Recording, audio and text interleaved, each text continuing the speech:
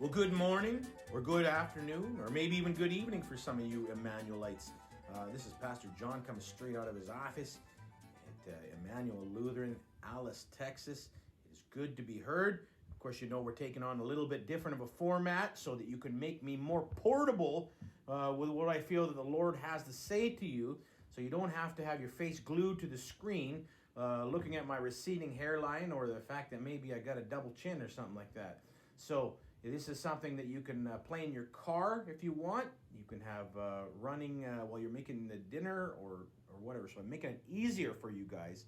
You don't have to look at my facial inferences or anything like that. Just listen to what I have to say. Listen to what I feel the Lord has to say.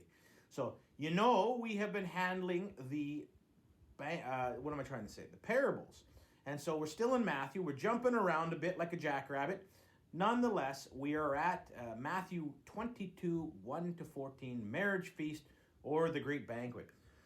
So before I get started, I just want you to know that Scripture, when it was written back then, it may have meant something to those people then, but it also was written with the intent that it would mean something to the people here now. So when Jesus writes these parables, it's not just for the disciples or the people around there. It's also for us to take in this day and age. It's multi-generational and apply it to our lives. And we know this. We know that the parables were not cryptic or coded, but they were simply a little bit tough for the regular Joe to understand, because Jesus did not want to be recognized as the coming Messiah until after his resurrection, because the Israelites were so caught on the Messiah being somebody that would free them politically from the occupation of the Romans that they would miss the fact that the Messiah coming to earth was actually God had a much bigger picture, and that was to save all mankind through the gift of the death of Jesus Christ on the cross and his resurrection. So he spoke in parables most of the times, and then of course we know from reading the Bible, the disciples, if they're a little bit stunned about what he was saying, they would ask him in private. They would say, "Teacher, tell us this," or "Rabbi, tell us this, Jesus, explain this to us." So we have the benefit right now of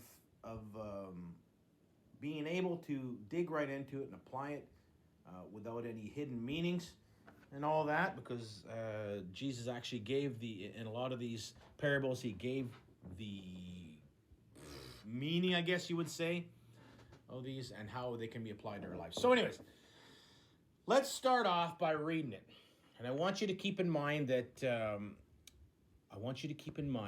this was written to those back then, and I'll point that out as we go along, and those today. So Jesus spoke to them, starting verse 1. Jesus spoke to them again in parables, saying, "The kingdom of heaven is like a son who prepared a wedding banquet for his son." Okay, so a king who's prepared a wedding banquet for his son. He sent his servants to those who had been invited to the banquet to tell them to come, but they refused to come. So he sent his servants to those that had been invited. What Jesus is talking about there is scriptures that had spoken of a Messiah coming one day. We can find it right in Genesis numerous times of that thought. We know this, that it was right through all the books of the law, so the Pentateuch, the five books, the original books. Well, they're actually not all books of the law, but nonetheless, they call it the law. And so it was actually in that enough that even the Samaritans, who only had the 5 first books of the Bible as their Bible, even they were quite familiar with the fact that they were waiting for the Messiah anxiously. So it's written all through the Old Testament about a Messiah, even in the first 5 books that some people think are toughest to read, but I think they really need. But anyways, nonetheless. So so these people, he sent his servants to those who'd been invited, so they'd already been told through Scripture, okay, to the banquet to tell them to come, but they refused to come. So we're talking about in the old days there, back in the time of Jesus, we're talking about, prophets. We're talking about major prophets, minor prophets. So major prophets like Isaiah, Daniel, and we're talking about minor prophets like Joel, Malachi. So anyways, nonetheless, he sent those men, and and still the people refused to consider that the Messiah was coming. Then he sent some more servants and said, "Tell those who have been invited that I have prepared my dinner. My oxen and fatted cattle have been butchered, and everything is ready. Come to the wedding banquet." God, this king, has brought out the good stuff, the expensive steak you may find in the delis. Okay, he's brought out the good stuff. So that's representative of what's in heaven. What's in heaven? We have no more tears, no more fear, no more corruption, any of those kind of things. And so he's now saying, look, come to the wedding feast, and this is what you can have. So he's saying to them, come to the wedding feast, which is Jesus being united with his children, okay, through his payment of their sins and his death and resurrection on the cross. So, but they paid no attention and went off, one to his field, another to his business. The rest seized his servants. So the people, they just once again ignore him. But then there's some people that are angry against him, obviously led by the devil. Okay, obviously led by the devil. Sounds like one of those TV preachers, right? The rest seized his servants, mistreated them, and killed them. Okay, so we're talking about the prophets here again. We're talking about what they did to those proclaiming the Messiah coming. What did they do to Jeremiah? They threw him in a hole. The king was slapping him around quite a bit. Isaiah, they took a hollowed out log, fired him in there, and did the old, like I mentioned yesterday, did the old magician's trick, cut him in half, except they didn't put him back together, right? And so they killed major prophets like that. The king was enraged. Now, you'll find with Jewish stories, Hebrew stories, Israelite stories, when they're written, they're not always written what we call chronologically, so A, B, C, D, E. Okay, a lot of times they'll start off at E.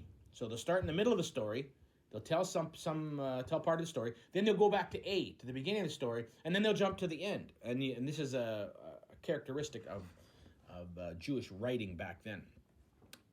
So nonetheless, so the story jumps now to basically what we would say in the biblical book Revelation, where it talks about the King Jesus coming back and destroying the enemy. So the rest seized his servants, mistreated them, and killed them. The king was enraged. He sent his army and destroyed those murderers and burned their city. So God comes back and destroys the kingdom of those who have rejected him.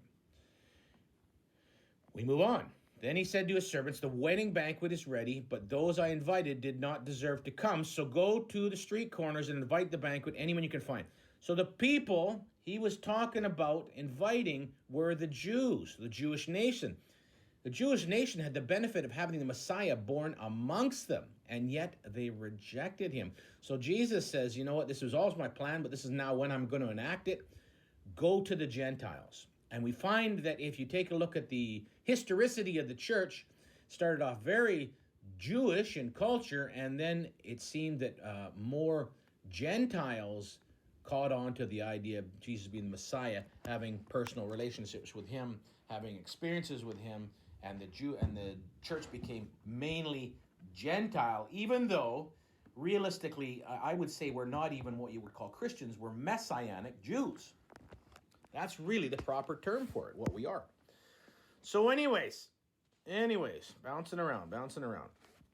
Banquet is ready, but those I invited did not deserve to come. So go to the street corners, invite to the banquet anyone you can find, get the Gentiles.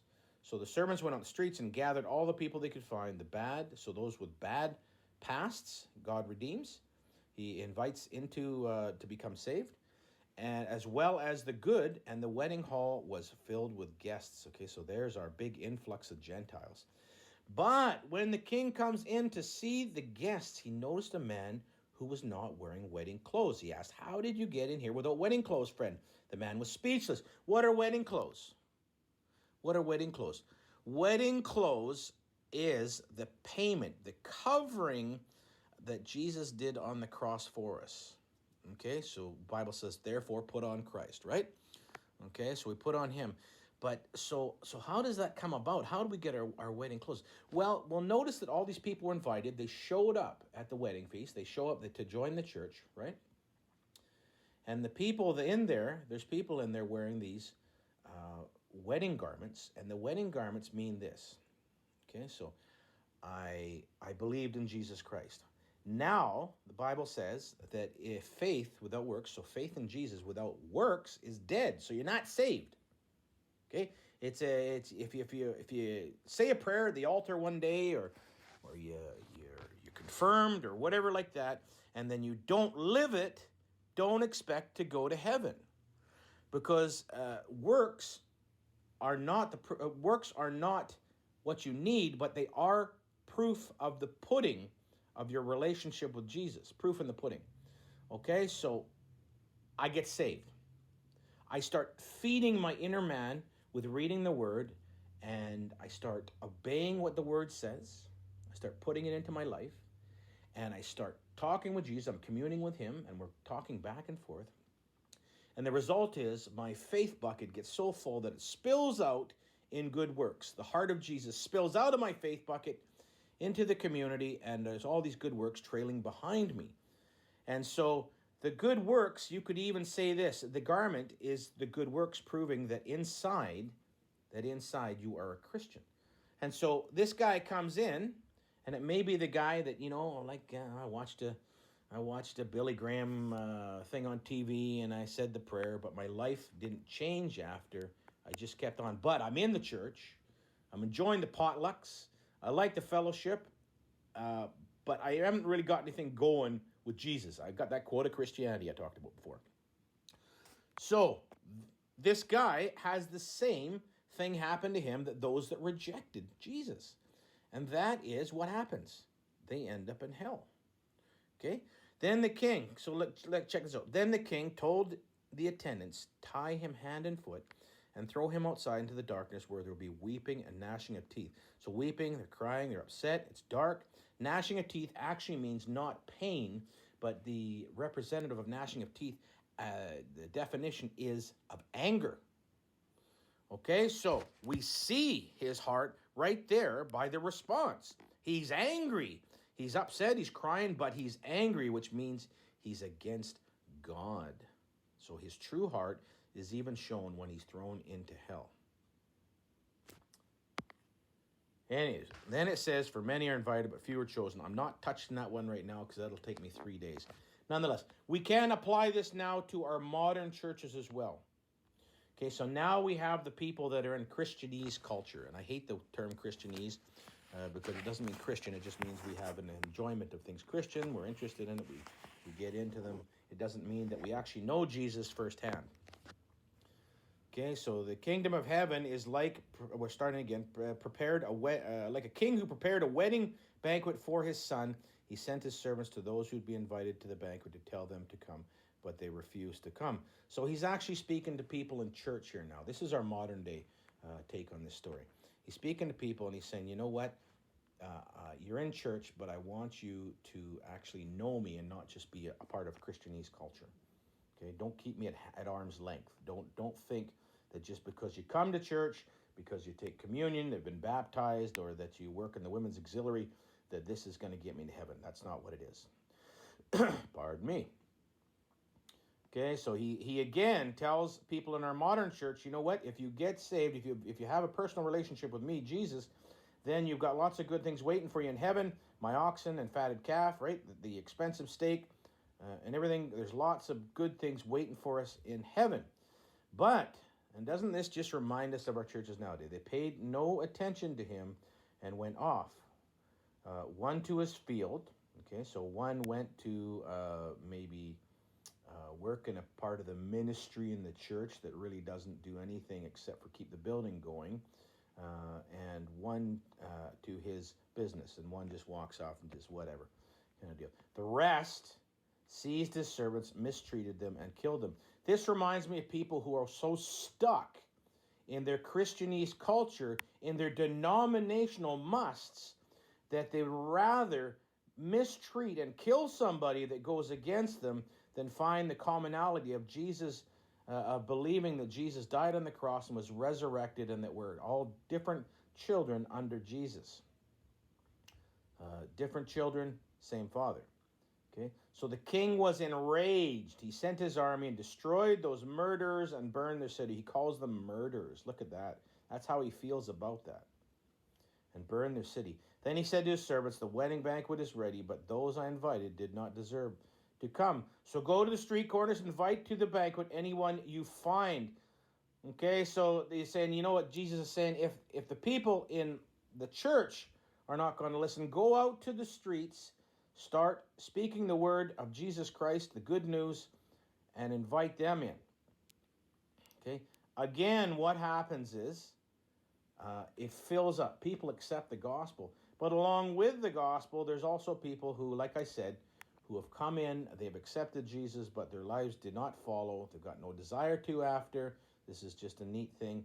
Their roots, there's no roots. We're talking about the parable of the seed that is scattered on the pavement and the birds stealing the seed and all that. There's no roots. The enemy has maybe stolen the seed. And the next thing we know is they are just taking up space in the pews. That's it.